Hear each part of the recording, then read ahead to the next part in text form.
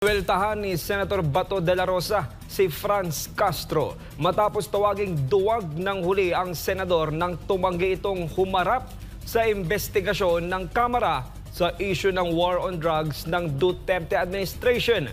Ang hirit ni Senador Bato kay Castro, alamin natin sa balitang ihahatid ni Franco Baranda.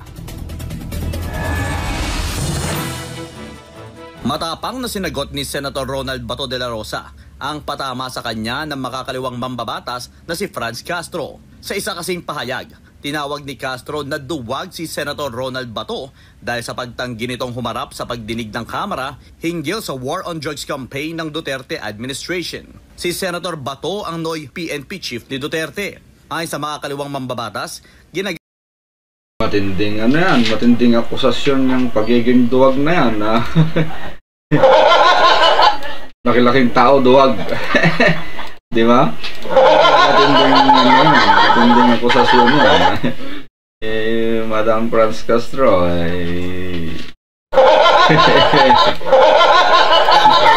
ang interparliamentary courtesy para lang makaiwas sa investigasyon. Mas maduwag yung sige ka alam na alam ng taong bayan na kayo yung mga supporter ng CPP-NPA, tapos ayaw yung aminin, ayaw man lang nilang publicly i-denounce yung CPP-NPA, no? So yan ay kaduwagan panluluko pa sa taong bayan, di ba? Oo nga naman. Mas duwag ka, Madam Franz. Mas duwag ka. Ayaw nyo aminin daw eh. Ayaw nyo umamin eh. Alam na ng taong bayan eh. Yan ang sabi ni General Bats. Bahala kayo dyan sa inyong dalawa kung sinong duwag sa inyo.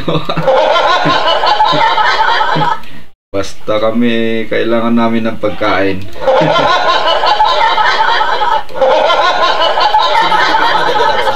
Wala siya dapat linawin sa pagdinig ng Kamara dahil nagkaroon na ng pagdinig dito ang nakaraang Kongreso. Noon pa yan, investigasyon, pabalik-balik na lang yan. Pabalik-balik, hindi pa nagkakulong si Senador Laila de Lima noon, nag-imbestiga na yan eh. Ang Senado, ang Kongreso, nag-imbestiga. Ngayon, mag-imbestiga na naman uli. Hindi nga sila nakapag-file ng mga kaso noon. Eh ngayon, how much more ngayon? Ay, anong kanya, paulit-ulit na lang. The same questions, the same answers. So, walang papupunta niya kung mayroon silang ebidensya, file na ng kaso. Kung meron kayong ebidensya, file na agad ng kaso. Nag-hearing na pala kayo dati eh. Hindi pa nakakulong daw si si Sabakuin.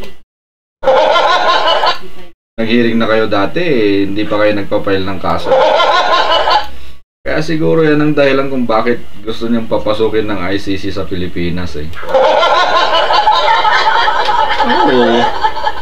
Totoo yun eh. Hindi nyo kaya eh. Binabangga nyo ang Duterte eh, no? Kasi alam nyo kapag nanalo, yari kayo, no? Naranasan nyo ng 6 na taon, hindi kayo nakapurma eh.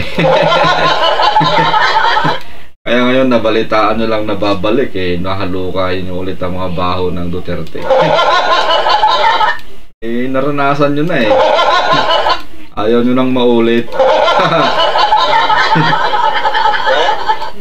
Mahirap na, baka makabalik eh, yari na naman tayo. At saka kasi paulit-ulit ng hearing nyo na yan eh, sumasahod kayo galing sa taong bayan na sinusuldo nyo eh. Paulit-ulit kayo, pabalik-balik kayo eh. Sayang naman yung arawan nyo dyan. Kawawa naman kami yan. Pinabangga nyo yung tao. Pag hindi kaya, huwag banggain. Kayo rin ang napipilay eh. Pag bangga ka sa pader, edi galos ang abutan mo niyan.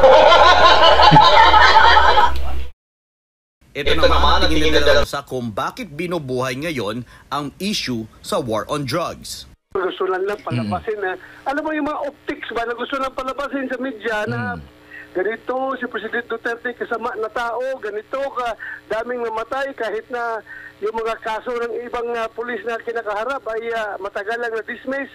Ngayon, inuulit na naman, tinatanong na naman ulit-ulit. So, gusto kasi nila ang ICC dahil hindi nakakayanin dito sa local court dahil binabasura yung mga kaso nila dito sa local court dahil alam naman ng paglalabas ng investigasyon na justified yung ginawa ng pulis. Hindi naman lahat. Dagdag pa ni Bato, pag-aaksaya lamang ng oras at pera ng taong bayan ang paulit-ulit na pagdinig sa parehong issue. Yun, tama yun. Pag-aaksaya lang ng pera ng taong bayan, pera namin yan Kami ang nagbabayad ng buwis sa mga Kayo ba, may mga buwis kayo? Baka mga buwisit lang kayo Walang buwis?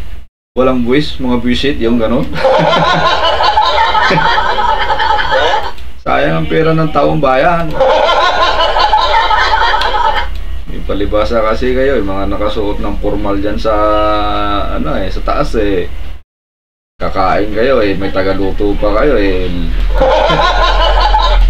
kami maghahagilap muna ng kakainin bago lutuin.